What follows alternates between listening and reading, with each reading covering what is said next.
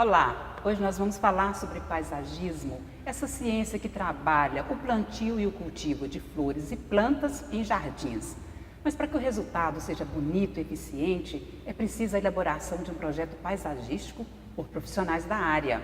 Para falar sobre esse tema, eu estou aqui com a empresária do ramo de paisagismo, Maria Helena Santos. Seja muito bem-vinda. Obrigada.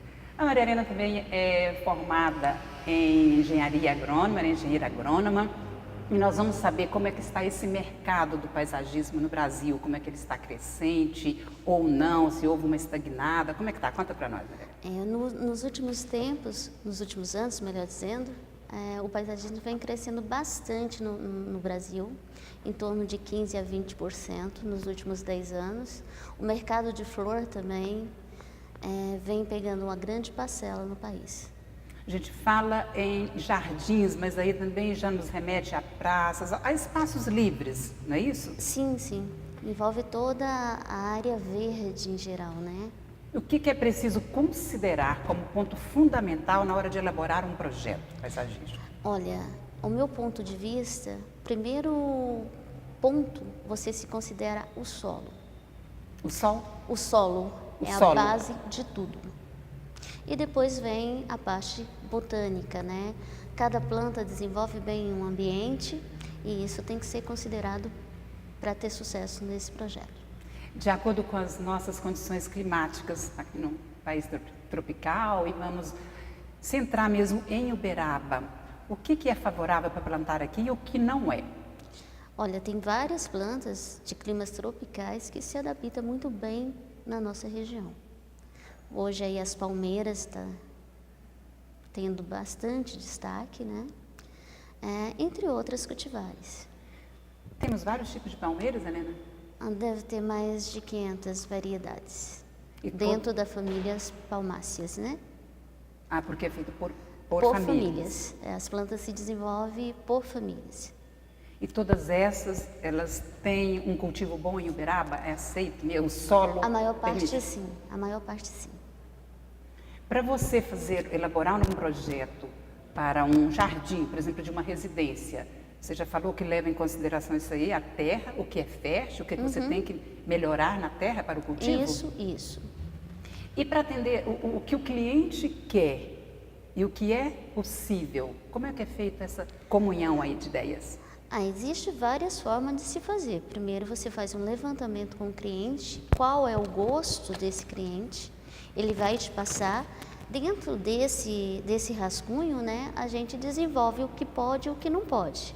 Se o cliente não quer mudar a ideia dele, cabe a nós orientar que aquilo pode vir ter problemas futuros. Você é engenheira agrônoma. Isso. Então, você tem toda uma formação que foi aqui na FASU, né? Foi. Eu antes da FASU, eu fiz o colégio agrícola. E onde eu tive todo um conhecimento prático, o que a faculdade não te passa. Colégio agrícola, você fez em Diamantina, sua terra natal? Não, eu fiz aqui em Uberaba. Aqui em Uberaba? Aqui em Uberaba. Foi através do colégio agrícola que eu vinha fazer a faculdade.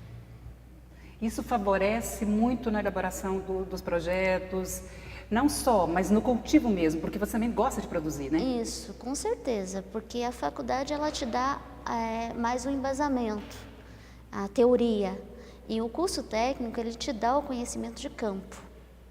Como que você entrou para o negócio, ser empresária, montar o seu próprio negócio? Foi um pedido de mercado? Foi uma sensibilidade? Como foi? Na verdade, em 2004 eu tive um convite pelo prefeito anterior para desenvolver um trabalho pela Secretaria da Agricultura, junto ao campo. E eu trabalhei durante um tempo e veio a ideia, não foi diretamente o paisagismo. Eu comecei com a produção de mudas de hortaliças, né, que era a minha área. E dentro desse campo as coisas foram acontecendo e eu vi a necessidade que tinha mercado e era uma coisa que eu gosto muito. Esse mercado é muito promissor em Uberaba? Sim. O que tem crescido nesse sentido? Os condomínios, por exemplo, exigem uma determinada área, né? Sim, os condomínios fechados normalmente têm uma percentagem que tem que ser de área verde, que envolve a parte do gramado e as plantas paisagísticas mesmo. Quanto é esse percentual? Você se lembra? Eu acredito que seja de 15 a 20%. Isso nós estamos falando do condomínio porque também o mercado imobiliário tem levado a essas construções de vários condomínios na cidade. Isso, tanto os condomínios maiores como próprios condomínios de governo exigem essa obrigação, né, de ter essa área verde. Helena, nós temos também, eu não sei se eu posso chamar de uma necessidade, de uma satisfação, mas às vezes até em apartamentos pequenos tem os jardins verticais, né? Tem crescido muito essa consciência, né, ideia, essa consciência, graças a Deus que cada dia vem crescendo mais, das pessoas verem o bem, né, que as plantas traz, tanto o ambiente como a questão pessoal, emocional, né? E aí vem crescendo muito, principalmente, não sei se você já ouviu falar do termo jardins comestíveis. Você conhece o termo? Que vem normalmente da Europa para cá, né? E tem crescido em Uberaba. As pessoas estão desenvolvendo, querer ter, eu gosto de cozinhar, eu quero ter a cebolinha, a salsinha, o manjericão. Vem crescendo muito isso. Que era e que ainda persiste a horta, né? A hortinha que faz, aí agora se transforma em jardim. Em jardim que você pode cultivar, dando uma aparência paisagística, né? Decorativa, né? Aparência paisagística, esse é um termo bem interessante, porque você traz o quê? É a harmonia, é o embelezamento? Usando coisas fundamentais do seu uso, né? Você embeleza e traz coisas para o seu consumo. Outro fator importante nessa questão aí, porque eu posso comprar isso no varejão, sai mais barato e tudo mais, não me dá trabalho.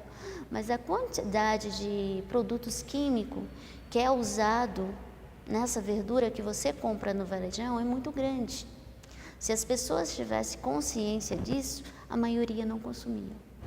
Então nós entramos aí num caminho da educação ambiental. Isso. Que quando você faz isso dentro de casa, as crianças já participam também. Isso. Dando valor que é simples, né? Mas que é de fundamental importância. Tanto para a comunidade, para as pessoas e um todo, né? Questão planeta, né? O verde é importante. Tem algum paisagista conhecido que você se inspira no seu trabalho? Olha, eu gosto mais de criar, ter minhas próprias ideias. Mas tem bastantes, né, que começou no Brasil, né, desenvolvendo, como o Bulemark, o próprio Niemeyer, né? E tem o Marcelo Rezende, que é um paisagista de Campina, que tem vários projetos muito bonitos aí. Quando você fala em criar, nós temos também uma infinidade de estilos de jardins, de paisagismo. Nós temos europeu, temos o japonês. Você é do tropical, então? Aí eu gosto do tropical e japonês. Japonês? Isso.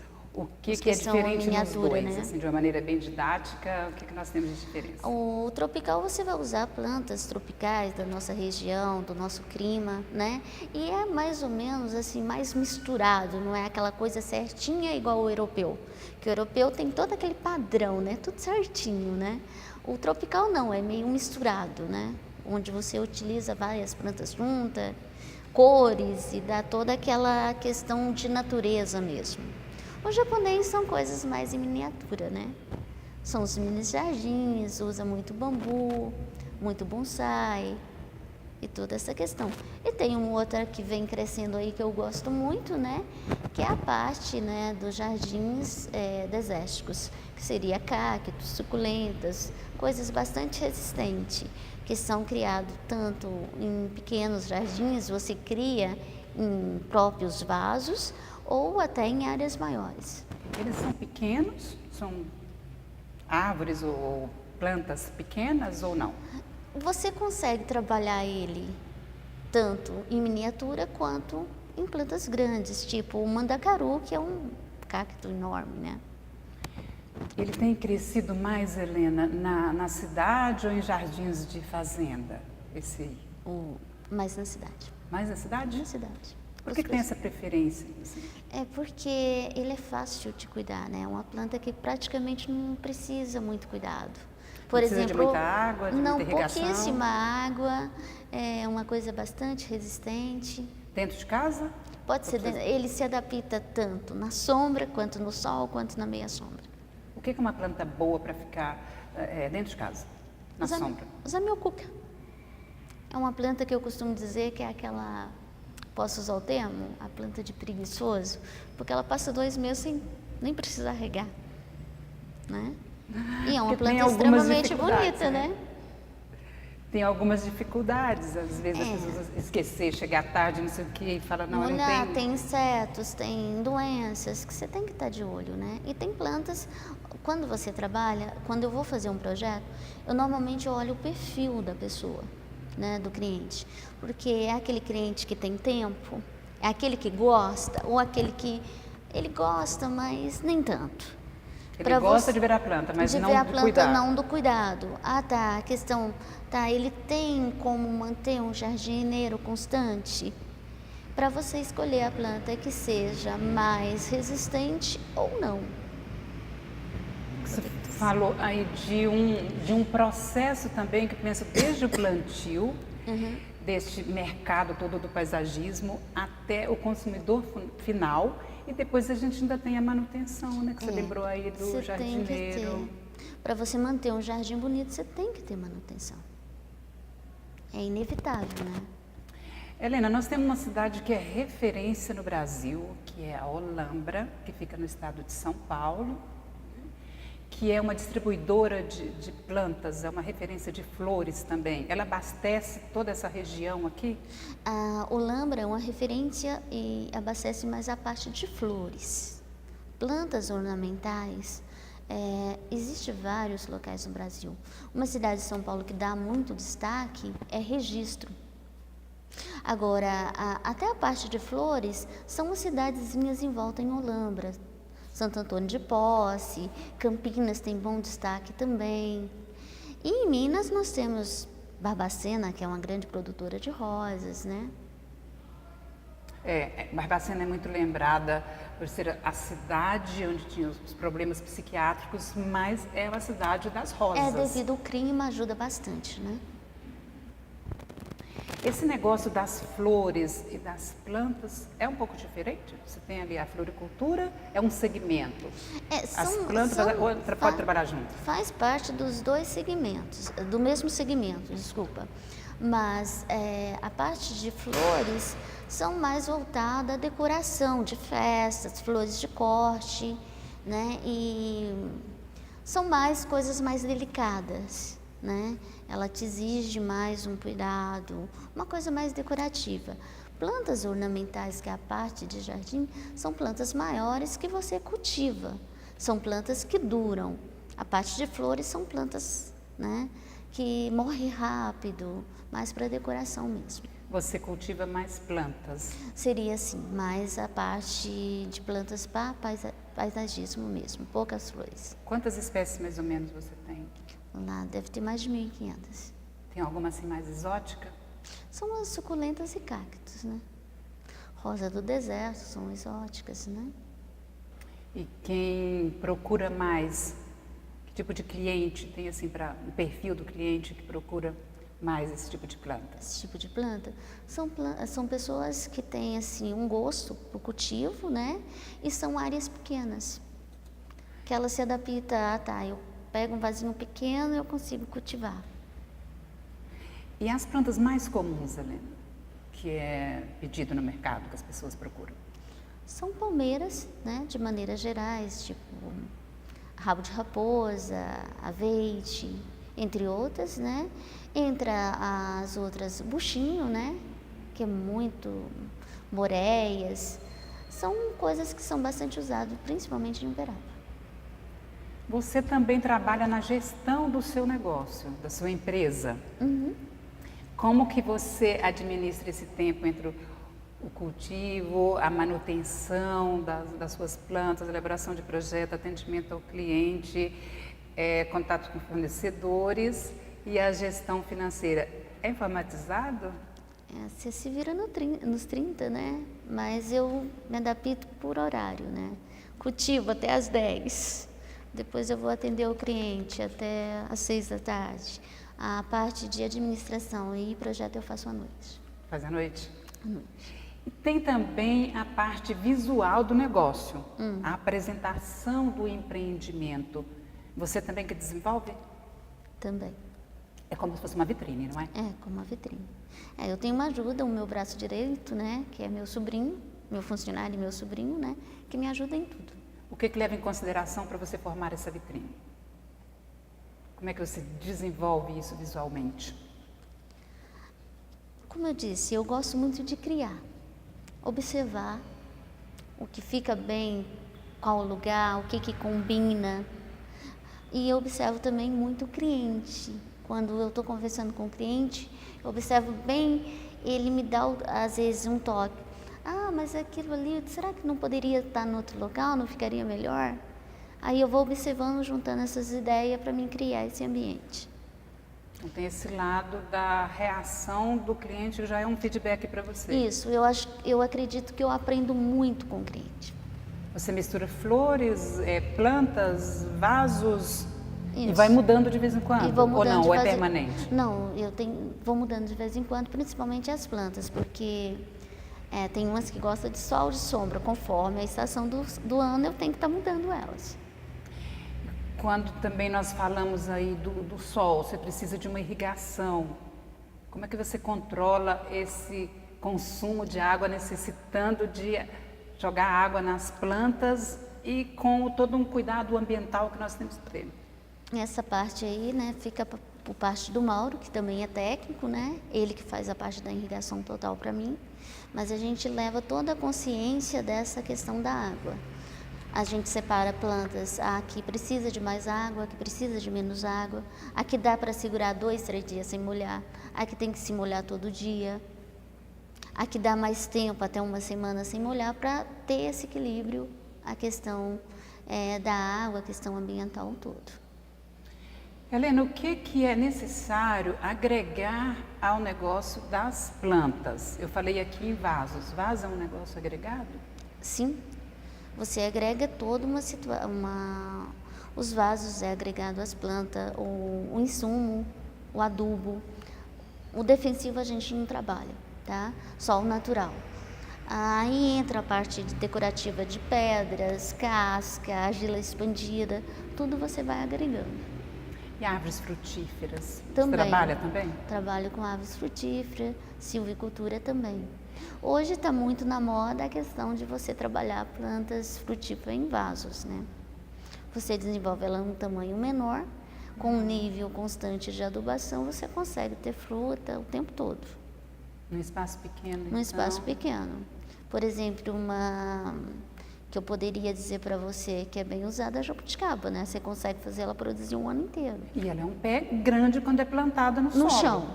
Mas se desenvolve hoje variedades que 1,5 m você consegue trabalhar ela no vaso tranquilamente. O limão também? Limão, laranja, pitanga, tem várias.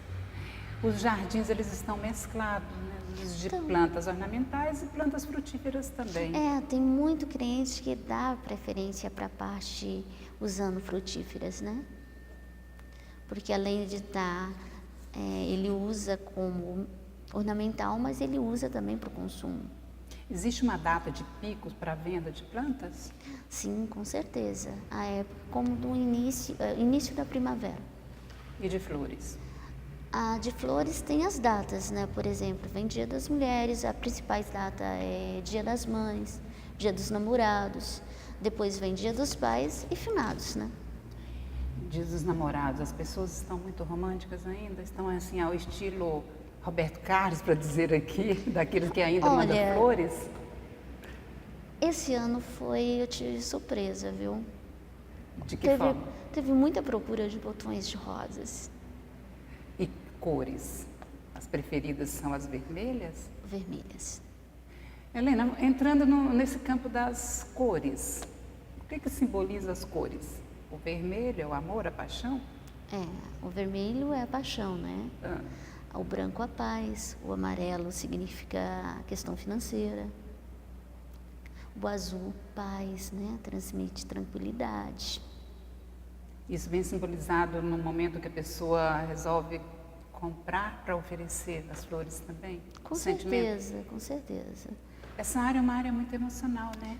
Com certeza. Com certeza. Por exemplo, existe muita questão de crenças, né? Por exemplo, Uberaba, né?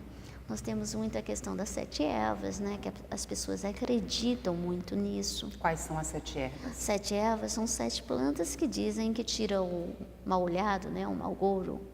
Que seria plantadas juntas, num vaso só? Quais são elas? Só. Comigo Ninguém Pode, Lança de São Jorge, Manjericão, Alecrim, Arruda, Pimenta e o Quebra-Demanda ou Abre Caminho. Pelos nomes a gente já vê que dá uma proteção muito grande mesmo, né? Sim. E elas são bonitas. São bonitas e ficam muito bonitas, né? Aí o pessoal tem toda aquela questão, né? A arruda, principalmente, o guiné, a pimenta, né? E também tem aquelas plantas voltadas ao espiritismo, né? Quais são? Normalmente a arruda. Tem uma planta que é da família da Alpinas que chama colônia, que é muito procurada. O patchouli. A caatinga de mulata, que na verdade devia ser cheiro de mulata, porque ela é muito perfumada. Essas plantas necessitam de sol ou são plantas para ficar em vaso dentro de casa? Meia sombra. Meia sombra. Meia sombra. Se for na sombra total, tem que ter uma boa ventilação, muita claridade. Essas plantas aí das 7 ervas, por exemplo, eu já ouvi dizer que elas têm que ficar num local muito estratégico dentro da casa, talvez na entrada da casa. Existe isso mesmo, a sua recomendação dos seus estudos e pesquisas? Com certeza. Porque ela quebra, se ela está ali para como eu diria para você, te preservar, né? Então, ela tem que estar na entrada da casa, né? De acordo com sabedorias, né? A pimenta é a primeira que acaba morrendo, né? Que mais sente, que mais capta essa energia negativa. Então se a pessoa chega com uma energia pesada, não necessariamente com o pessoal da casa, né? Porque às vezes a gente vai acumulando isso no dia a dia. Isso reflete ali naquelas plantas. Elas absorvem aquilo. Com certeza. A pimenta é a que mais absorve? Pimenta, arruda. Seca? Seca. De acordo com seca pimenteira. Por exemplo, tem alguns clientes que dizem para mim o seguinte: nossa, levei, estava linda, maravilhosa, teve uma vizinha, uma amiga, ela torrou. Secou a planta. Secou a planta. E a gente também escuta o contrário, né? Mas parece que aquela planta foi dada com tanto carinho, porque tem tantos meses e ela ainda está florindo novamente. Eu acredito muito como eu diria para você, nesse poder, né, das plantas. Essa energia positiva que ela traz para a gente. E traz uma energia também de vitalidade, né? Com certeza. Né? E cada um tem a ideia de uma, né? Eu gosto daquela, né? Outra é daquela, da outra, e assim por diante, né? Tem uma representatividade. Com certeza representa alguma coisa. Bom, estamos encerrando o programa. Helena, muito obrigada por você estar aqui, falar um pouco sobre paisagismo, o que está aí crescendo nesse mercado e a beleza de trabalhar com isso, né? Porque você ama muito isso que você faz. Com certeza. Eu acho que mais do que plantas eu amo são os animais. Depois dos animais são as plantas. Muito obrigada por estar aqui, tá no programa Movimento. Você pode acompanhar depois também este programa no canal YouTube. Muito obrigada por sua companhia e até breve.